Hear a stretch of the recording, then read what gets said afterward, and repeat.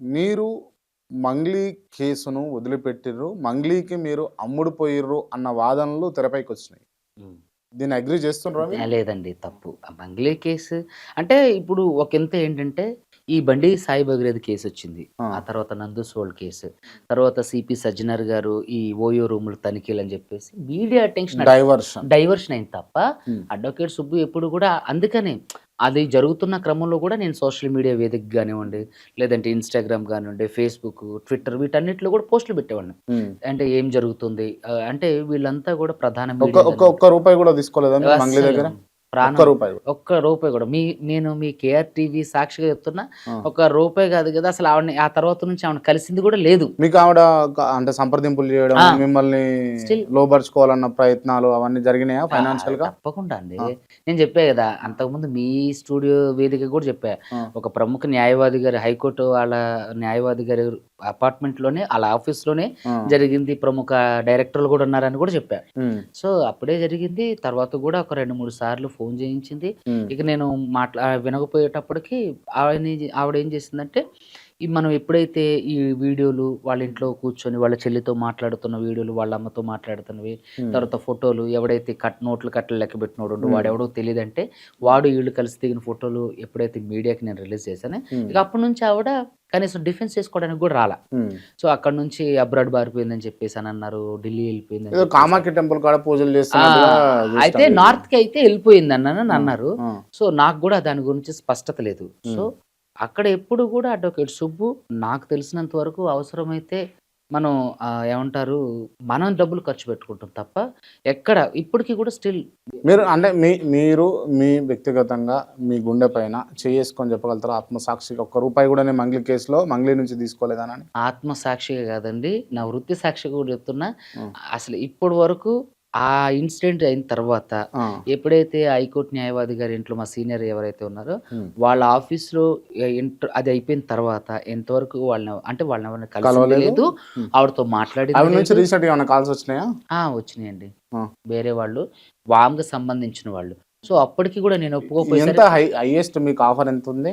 అంటే అది కోర్ట్ ద్వారా తెలిస్తే బావుంటది. ఎందుకంటే, ఇప్పుడు మనం ఈ ఇంటర్వ్యూలలో చెప్పిన దానికి కోర్ట్‌లో దానికి ప్రాముఖ్యత కల్పించరు. ఆ! అందుకనే సెంట్రల్ మినిస్టర్ గారి పేరు గూడా చెప్పలేదు. ఆ ఎమ్మెల్యే గారి తండ్రి పేరు గూడా చెప్పదు. ఎందుకంటే, కోర్ట్‌లో ఇప్పుడు మనం ఏదైతే బహిరంగంగా ఇప్పుడు మీడియా అనేది ప్రజా వేదిక. హ్మ్. సో, ఇక్కడ చెప్పిన తర్వాత దాంట్లో ప్రాముఖ్యత ఉండదు. హ్మ్. సో, కోర్ట్ నుంచి మనకు ఆర్డర్ గానివ్వండి, ఇంట్రిమ్ ఆర్డర్ గానివ్వండి, ఆవిడ హ్మ్. అరెస్ట్ కాపీస్ గాని వచ్చినాయనుకోండి అరెస్ట్ చేపిస్తారా మరి మంగ్లీని? అరెస్ట్ కోసం ఏవండి నేను ఈరోజు మీ మీడియా వేదికగా చెప్తున్నా. హ్మ్. డిప్యూటీ సీఎం గారిని కలవడం కోసం నేను మధిర నా సొంత ఖర్చులతో కారేసుకొనెళ్ళి, ఆయన పిఏ శర్మ ఆయన ఈ ఇంటర్వ్యూ చూడాలి. ఆ పిఏ శర్మ గారికి ఒక వందల సార్లు చేసుంటా. హ్మ్. సార్ ఒక్క అవకాశం కల్పించండి. నేను మధిరొస్తా సార్. నేను మధిర వచ్చా సార్ అని గూడా ఫోను చేస్తే, ఆయన పర్సనల్ సెక్రటరీ నంబర్ ఇచ్చారు. అతనికి ఫోను చేస్తే, సార్ డోర్నకల్లులో ఉన్నాం సార్. ఇక్కడి నుంచి పలానా దగ్గరికెళ్తున్నాం సార్. అక్కడికెళ్ళేవాడిని. ఆమె అందరిని సెటిల్ చేసిందట కదా!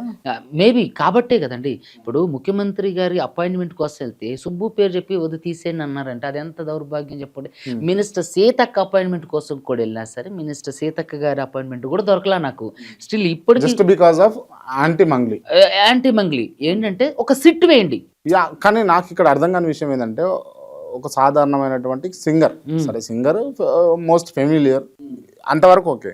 కానీ ఈ పొలిటీషియన్‌ని ఇంతగానం ఎట్లా ఇన్‌ఫ్లూయెన్స్ చేయగలుగుతుంది అయితే తను? ఇక్కడేంటంటే, నేను ఈవిడ ఒక ఇక్కడ చాలామంది పెద్ద పెద్ద వ్యక్తులున్నారు సింగర్స్. సో, వాళ్ళందరికీ రాని ప్రాముఖ్యత ఇక్కడ ఈవిడకి ఎందుకు సంతరించుకుంది? ప్రతి పెద్ద పెద్ద ప్రధాన వేదికల మీద ఈవిడ ఎందుకు పడుతుందంటే, ఈవిడ వెనకున్నటువంటి వ్యక్తులు. హ్మ్. ఇక్కడ ఆవిడని ఫెమిలియర్ చేసింది వాళ్ళు. ఆవిడ ఫెమిలియర్ అవ్వలేదు. ఇప్పుడు ఎందుకు సో, చేసిండ్రు? నేనదే చెప్తారా. అక్కడికే వస్తున్నా నేను. ఇప్పుడు అడ్వకేట్ సుబ్బు గురించి పదే, పదే, పదే, పదే మీడియాలో చూపించారనుకోండి, అతను ఫెమిలియర్ అయిపోతారు. అవును. అలాగే ఇప్పుడు 'క్రాంతి' గారున్నారు. ఇప్పుడు ఈ యూట్యూబ్‌కి సంబంధించి, దానికి సంబంధించినటువంటి అంశాలు గూడా రెగ్యులర్‌గా వస్తున్నాయనుకోండి. ఏది ఈ 'మాధవీలత' గారిలాగా ఇప్పుడు అట్లా వస్తున్నారనుకోండి. ఓహో! ఈవిడ ప్రఖ్యాతగాంచిన వ్యక్తా అని ప్రజలు మనసులో ముద్రిస్తున్నారు వీళ్ళే. చొప్పిస్తున్నారు. హ్మ్. ఇంతకుముందు ఏముంటది అంటే వాళ్ళకి టాలెంట్ ఉంటే అది బయట ఏదో ఒక టైంలో బయటకొస్తే ఫేమస్ అయ్యేవాళ్ళు. ఇప్పుడు అలా లేదు. పదే అంతర్జాలం పదే గానివ్వండి. కనిపిస్తే గూడా ఫేమస్ ఫెమిలియర్ అయ్యేది. అయిపోయింది. అక్కడ పదే ఇప్పుడు ఈ మంగ్లీ పదే పదే ఈవిడకి కనిపించింది అంతే. ఈవిడకి కన్‌స్ట్రక్షన్ చేశారన్నట్టు ఈవిడని. ఎనుకుంటే బిల్లు చేసిరా ఆమెను. వెనుకుండి బిల్డ్ చేసి ఇక్కడ ఆ సెంట్రల్ మినిస్టర్ పేరు బాహాటకంగా యూజ్ చేసేంత వరకు కూడా వచ్చేసింది ఆవిడ. సెంట్రల్ మినిస్టర్ పేరు ఏ లెటర్ తో స్టార్ట్ అయితే చెప్పగలరా? దయచేసి ఈ డిప్లొమాటిక్ ఆన్సర్ కాదు క్రాంతి గారు, మీకు ఆఫ్ ద కెమెరా చెప్తా. ఎందుకంటే ఇక్కడ నేను ఏమంటున్నానంటే అక్కడ కోర్టులో ప్రాధాన్యత అంటే ఇక్కడ మనం చెప్పే పేరు క్లయింట్లకి కీడు జరుగుతుంది. సో అందుకని నేను చెప్పట్లేదు, ఆఫ్ ద కెమెరా మీకు చెప్తా. సో ప్రజలందరికీ కూడా తెలుసు, కామెంట్లలో రాస్తూనే ఉన్నారు ఆయన పేరు. సో కాబట్టి నేను ఏమంటానంటే ఈవిడ బిల్డ్ చేశారు వాళ్ళు. సో ఎందుకు బిల్డ్ చేశారంటే ఈవిడ ద్వారా ఇలాంటివి ఏమైనా చేయొచ్చనో, లేదంటే ఈవిడ బిల్డ్ చేసి ఏమైనా ఈవిడ దేవరకొండ నుంచి ఎక్కడి నుంచి ఎమ్మెల్యేగా పోటీ చేయించడానికి కూడా ప్రయత్నాలు జరిగిన వర్ధంతో కూడా వచ్చింది నా దగ్గర వరకు కూడా, బీఆర్ఎస్ నుంచి.